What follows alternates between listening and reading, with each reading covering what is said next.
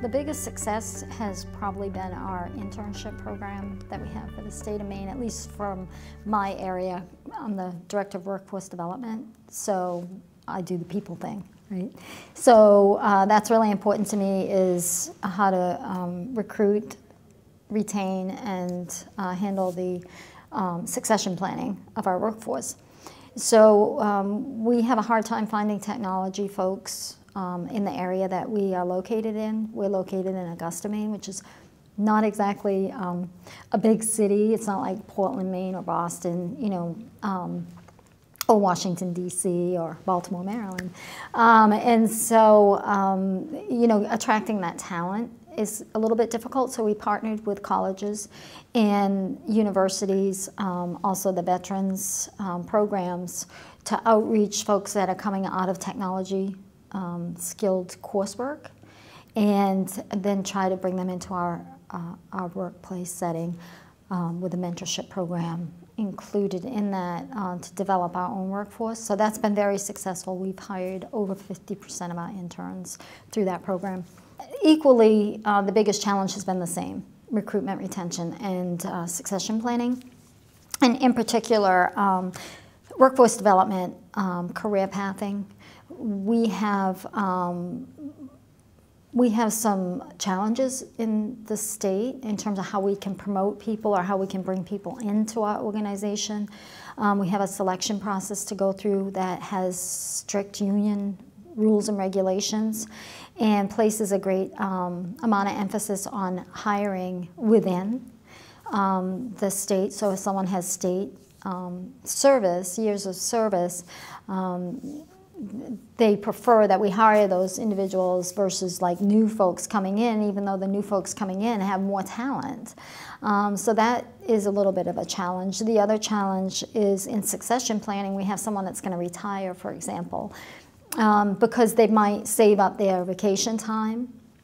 And so they retire, say, in March, but their vacation can carry them all the way until, say, June or July. Well, we can't fill that position until they're technically off the books. So in terms of succession planning, we can't fill their position, and we can't have somebody train with them. Even though we know they're going to retire, we still can't have another body training with them without using a position. And for us, we're counted by our full-time equivalency. So that would be the biggest challenge, I think, for us, is the full-time, the limit on the full-time positions that we're allowed to hire, and the ability to overlap that talent so that we can get that succession planning and that career pathing going for existing employees. I think by being more creative than what we are right now, I mean, in terms of hiring, we could certainly look at partnering together a little more on things like IT-specific career fairs.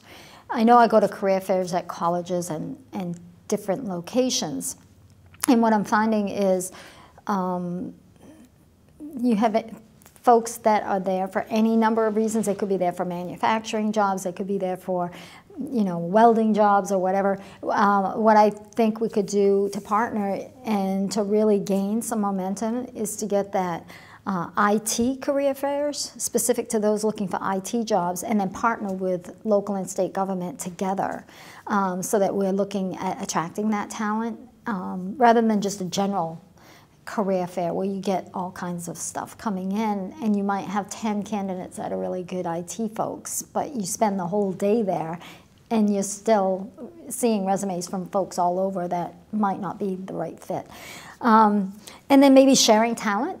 I know it might be a little bit of a maneuver on the books in terms of, you know, payroll, paying the person out of the proper coding or the proper jurisdiction, for example. But if we could share specialty folks, especially the higher level IT folks, like if we're using them at the state, say for a particular project, and they're our state employee, maybe we can lease them out to the local level where they don't have the ability to go out and hire someone full-time, but they might need that person to patch in some work for them. And so we could maybe rent them out a little bit. Does that make sense? So I think kind of a rent and lease, that's going to be a lot more popular with employees as we go down the road. We're going to see a lot more rental and lease agreements with employees. Not in the contract sense, they really are your employee, but you actually rent them out. And I think that's going to be a wave of the future, and I think it's going to be very attractive, especially to the younger generation who likes to do different things and work in very diverse locations. Maybe they prefer to work over here on Monday and Tuesday and over there on Wednesday and Thursday, teleworking, that kind of thing. So I think by sharing those resources, especially with the specialty skills, would be something that we could do.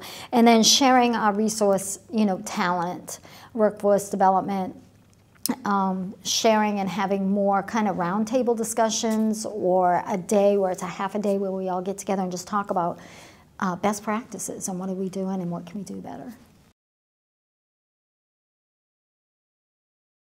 I'm most passionate about anything that my CIO is passionate about, really, because I work in an area where I support the workforce that supports all of the technology initiatives.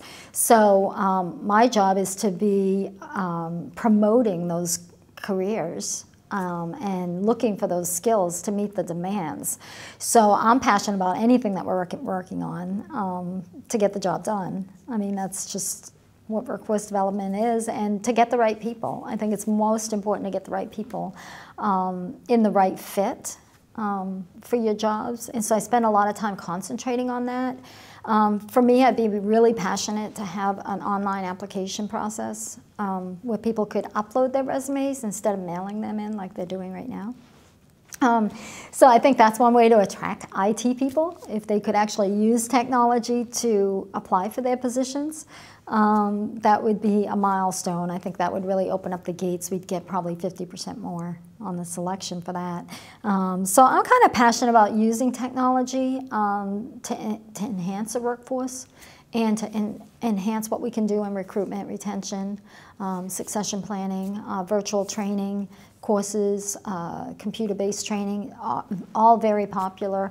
Looking at ways to use more technology to enhance what we offer our employees with YouTubes, little clips, little videos, maybe a YouTube of the day, or even a message that's a virtual message, just kind of to keep in contact, set up Facebook, LinkedIn accounts that people can use and interact with, that really helps with the social engagement of your workforce. So those are the kinds of things that I get up thinking about all the time.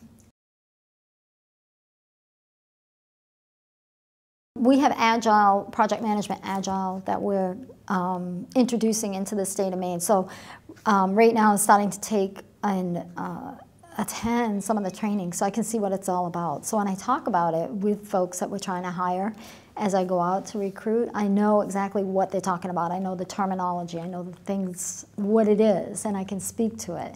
And so I like to embrace and learn technology so that as I go out, I can interact and really be a face for OIT, not just a recruiter, because there's that specialty, right, of reaching out to people and being comfortable with that. But there's also that specialty in knowing your business. And so for me, I'm passionate about anything we do in technology that's going to help me know the business. And so I know that Agile is one thing. I know mobile devices is a huge, huge area that we need to embrace in the state. And we need to do that from in-house as well. The employees need that same technology that our agencies are asking for. And that brings into the workplace, you know, a few challenges like wearable computers, for example, and where are we going to go with those kind of things, and how we're going to set up some of those policies regarding the use of technology in the workplace. Because I think, you know, before it used to be like, well, you have your smartphone, you can take a picture of a document, right, or this or that. But I think it's going to get a little bit more intense than that. I think it's going to be maybe that watch that they're wearing, that things that you don't even know are evident.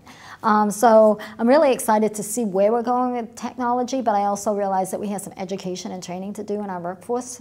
And so I believe it's my role to really make sure that I stay passionate about that and top of the line.